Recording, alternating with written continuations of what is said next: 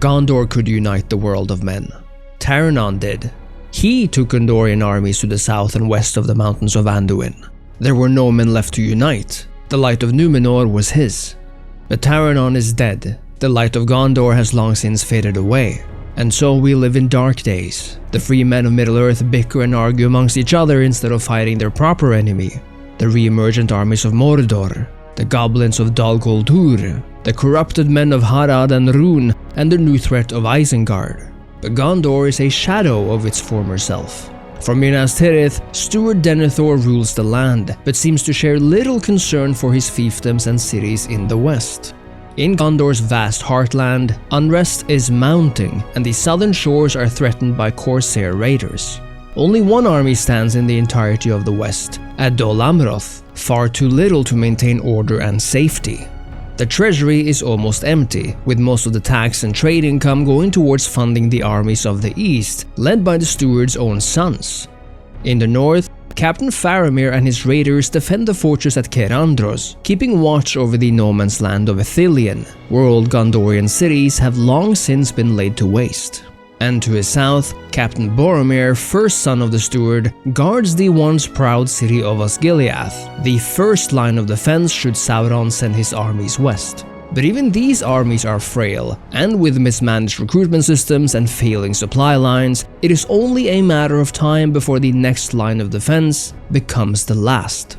With wise counsel and after the quiet visit of a man many say wore a pointy hat, Steward Denethor began his new strategy. The strengthening of the army always relies on full bellies and heavy pockets, and no matter how much its immediate inflation tempted him, the steward looked to the realm's foundations. All over the land he raised new farms and fields, in the hopes of revitalizing the peasantry while also restoring fields left fallow. Especially important was the caretaking of Middle Gondor, a province wealthier than most, where Denethor expanded the vineyards in the south, restored the iron mines in the middle, and brought new prospectors to the gold mines in the north. In the capital cities of Minas Tirith, Dol Amroth, and Pelargir, builders constructed new halls and public forums in the hopes of bringing Dunedain culture back to the people. It wouldn't be a shame if a few coins were exchanged either, and if some of those made it back to the treasury. The realms of men might be shattered in several pieces, but all the more reason there is to reforge old bonds, and by building on old relations, Gondorian diplomats secured a favorable trade agreement with Rohan, even though the reports were worrisome. King Theoden did not act like himself at all. For the time being, neither Boromir nor Faramir reported orc sightings, but amongst the counselors and movers of the White Tower, a rumor had begun to spread that a Dunedain ranger in the town of Bree, known only as Strider, was the legitimate long-lost heir of Isildur. Perhaps this was the sign they had been looking for in these dark times. And so, the counselors decided to dispatch more scouts and messengers to the north, in the hopes of verifying whether the Strider truly was who the rumors suggested. It was soon proven that this was indeed Aragorn, son of Arathorn, of the line of Isildur. But Aragorn was not yet to return to Gondor. He had urgent matters in the north, attending first a mysterious council in Rivendell, and once Gondorian messengers found him, he refused to come with them right away, insisting instead on following his friends to Rohan after a journey to Lothlorien. Why Isildur's heir is so fond of elves, the messengers did not know, but it was decided to allow Aragorn to complete his business in the north. Besides, Denethor had more urgent matters to tend to. In the east, orcs had finally begun to move, exiting Mordor from the fortress of Minas Morgul, heading straight for Osgiliath. No stranger to battle, the city's dwindling garrison was of great concern to Boromir. Once again fate called upon him to be the shield of men, and when Sauron sent forth his orcs and men of Harad and Rún, the captain and his men stood firm.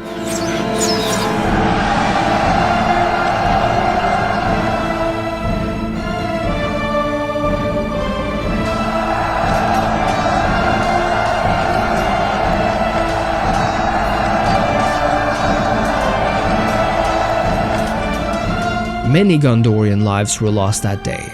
Many more would be claimed later. But when the sun finally set, both Osgiliath and Gondor still stood. And yet, it would not be the last battle fought over the city. As the months went by, both the counselors, merchants, and commoners of Gondor looked towards brighter times. Despite battles raging in the borderlands, trade and commerce flowed. Scholars argued now was the time to use the new riches to develop an army strong enough not just to defend against Mordor's armies, but to take the fight back to them. The first step was to muster the armies of the fiefdoms and vassals of Gondor, taking advantage of the wealth of experience the realm offered. And surely, it bolstered the ranks of the armies of both Boromir and Faramir, who frequently traveled between the cities of Caradhras and Osgiliath when the need arose, and when brother needed to protect brother. But true reform only came when men of both center and periphery once again could join the ranks of the soldiers of Gondor, clad in heavy armor and wielding either sword or spear. It was around this time that scholars approached the council once more, having made a connection between the heir of Isildur and the blade that was broken, the legendary sword Narsil that once severed the One Ring from Sauron's finger. Whether the blade could be reforged and returned to the one true king, only the elf lord Elrond of Rivendell would know. And so, without the steward's command, a significant sum of gold was taken from the treasury and sent with a messenger, ordered to ride hard towards Rivendell. Despite Denethor's objections, the councillors knew it was the right choice to make. In Osgiliath, Boromir and his men once again faced the armies of Mordor, now larger and stronger than ever. They came in the night this time, hoping to take the guard by surprise. But of course, the men of Gondor are always prepared.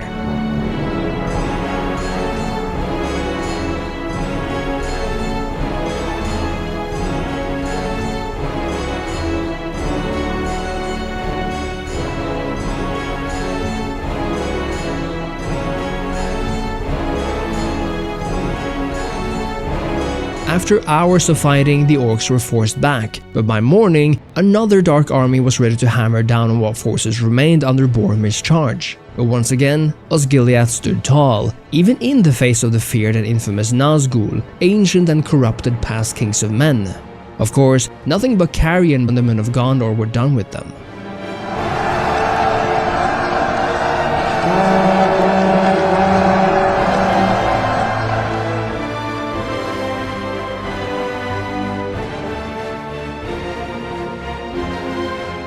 Even Caradhras saw invasion attempts, but Faramir defended the island bravely, even so far as driving back their Nazgul general and hunting him down in the wastes of Ithilien.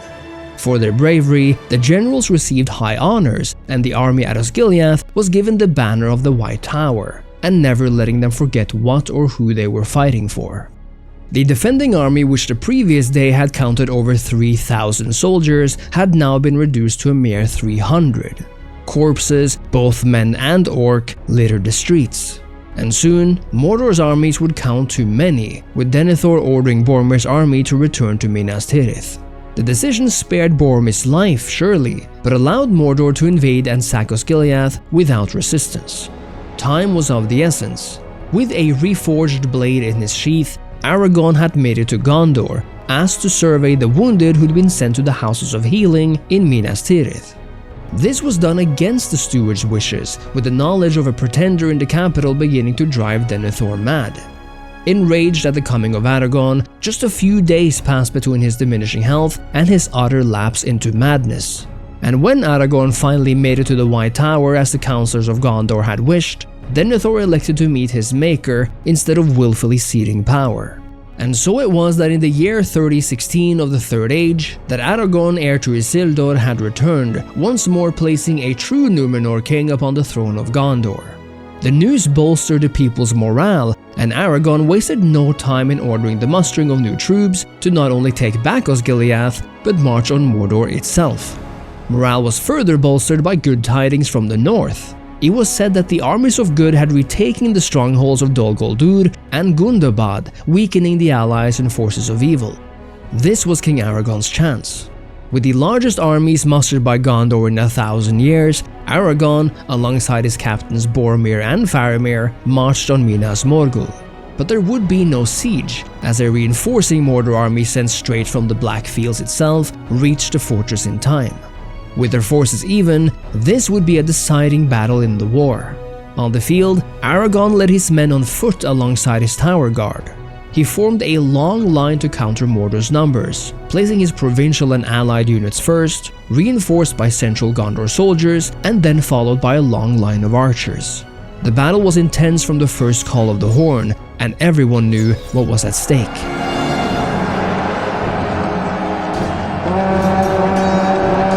Then I shall die as one of them.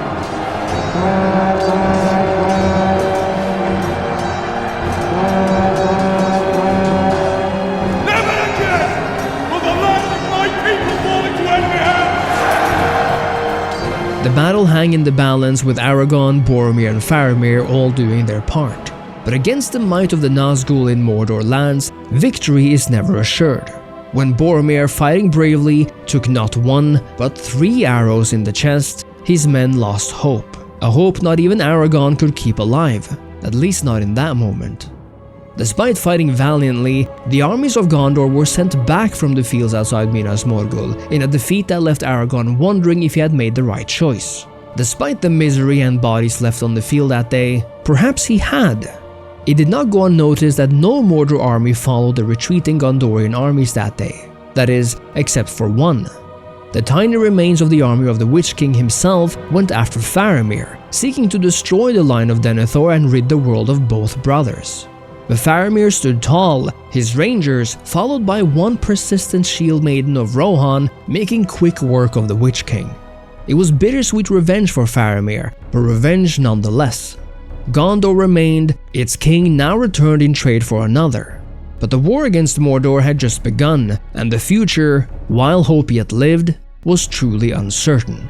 And so Aragorn said, if you enjoyed this video, make sure to leave a like, subscribe to the channel, consider joining it as a supporting member if you enjoy the content, and make sure to download the Dawnless Days mod for Total War Attila if you too want a true Lord of the Rings strategy experience. Thank you so much for watching, thank you to the Dawnless Days modding team for their incredible work, and I'll see you next time. For Frodo.